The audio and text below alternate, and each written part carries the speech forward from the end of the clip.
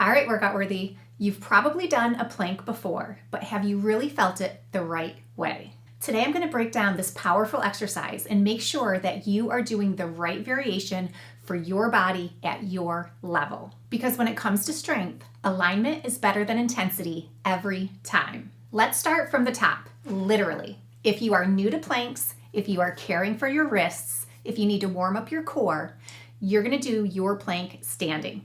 Come over to the wall, and you want your hands to be at shoulder height, about shoulder width apart. Arms are straight, elbows are soft, and you're pressing through the pads of your fingers, pads of your palms. Keep your shoulders low and relaxed. Your head is an extension of your spine. Rib cage is pulled down, belly is sucking in and up towards your spine as you hold this wall plank. You want a straight line from your head to your heels. This is your entry point to core stability, and it counts. You're training posture, balance, and breath, and they're all key to building strength. Now, the next level is an incline plank. You want to grab something that is sturdy. You can use a countertop, you can use a couch or a chair. Make sure that what you use is not going to slide. You want your wrist right below your shoulders, and then you extend, making a straight line, once again, from your head to your heels. Just like against the wall, your shoulders are low and relaxed, your arms are straight, but your elbows are soft, pressing away. Rib cage is pulled down, your belly is sucking in and up towards your spine, kneecaps are lifted, your inner thighs are sealed, and we are breathing as we hold our planks. Make sure that you don't allow your hips to sink. We want to keep that alignment throughout the plank hold. And if you feel this in your lower back too much, you can lift your hips higher, or you can bring your feet a little bit closer. Once your body is ready for the floor, there are still lots of plank options to choose from. The first is starting on all fours. Wrists are below your shoulders. Shoulders are low and relaxed, neck is long and lean. Pressing through the pads of your fingers, pads of your palms.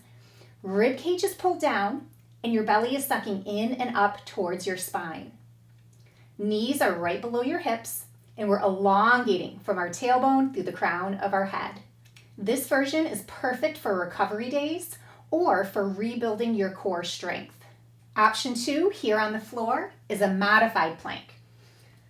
Upper body stays the same, but instead of a straight line to your tailbone, you now have a straight line from your head to your knees. Your head is an extension of your spine, keeping your chin level. We do not want to look up, which pinches our neck and tends to arch our back. We also don't want to look down, which closes our airways, and we tend to round. Even if your chin is level, make sure you're not lunging your face towards the floor. Feel like you're lifting through the back of your neck, feeling that length. Once again, breathing as we hold.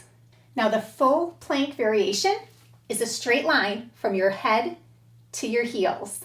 Reaching through the crown of your head, keeping that alignment. Breathing as you hold.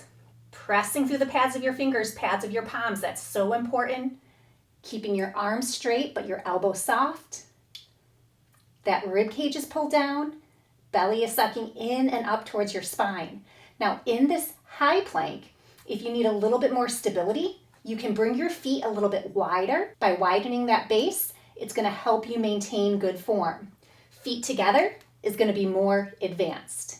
Remember that head position. Not looking up, not looking down. You want to be looking beyond your fingertips, keeping your chin level. Now, high plank is one variation.